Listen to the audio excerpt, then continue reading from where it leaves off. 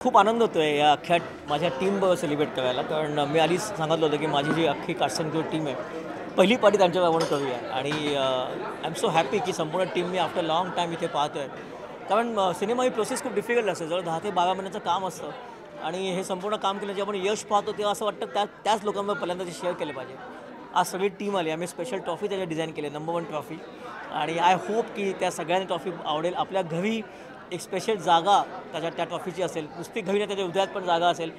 टाईमपासचा cinema आम्हाला सगळ्यांना आयुष्यभर खूप चांगल्या आठवणी देणारा सिनेमा आहे. आणि मला वाटतं की हा रेकॉर्ड जो टाईमपासने केला आहे खूप लवकर तो तुटावा, अजून एखादी फिल्म यावी तिने ह्याचा रेकॉर्ड तोडावा, मला अजून संधी मिळावी अजून एक रेकॉर्ड तोडायला.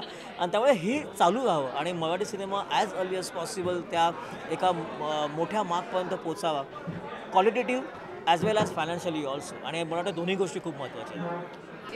टाईमपास 2 हा डेफिनेटली सुरू होतो आहे. त्याच्या आता कथेचं काम चालू आहे, संगीताचं काम चालू झालं आहे. तुम्हाला सगळ्यांना माहिती आहे मला खूप वेळ लागतो की सिनेमा करायला, त्यामुळे पण टाईमपास 2 डेफिनेटली त्याचं काम चालू झालेलं आहे.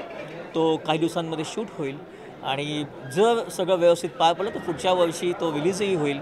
आणि ही जी टाईमपासची जी कथा आहे तो टाईमपास इतक्या लवकर संपणार नाही, तो अजून चालूच राहील. नाही, अजून काही कास्ट टू व्हेरी फ्रँकली अजून कास्ट डिसाईड नाही आहे. आता तर स्टोरीवरती काम चालू आहे, अजून पटकथा व्हायची आहे, डायलॉग्स व्हायचे आहेत. आणि सिद्धार्थ सोनाली माझे खूपच चांगले मित्र आहेत, मैत्रीण आहे सोनाली. आणि मला वाटतं त्याचं कास्ट एक पटकथेतनं की कथेतनं डिसाईड होईल आणि त्याला अजून थोडासा वेळ आहे. आणि जसं आपण म्हणतो की वर्षातनं एक सिनेमा, तसं टाईमपास 2साठी थोडा अजून वेळ द्या, थोडी अजून कळ सोचा, सगळ्या न्यूज तुमच्यापर्यंत पोहोचतील. आणि मला वाटतं ते एक नवा अनुभव, एक वेगळा अनुभव असेल टाईमपासचा त्या मुलांच्या लाईफमधला, आणि तो पाहायला तुम्हाला खूप आवडेल.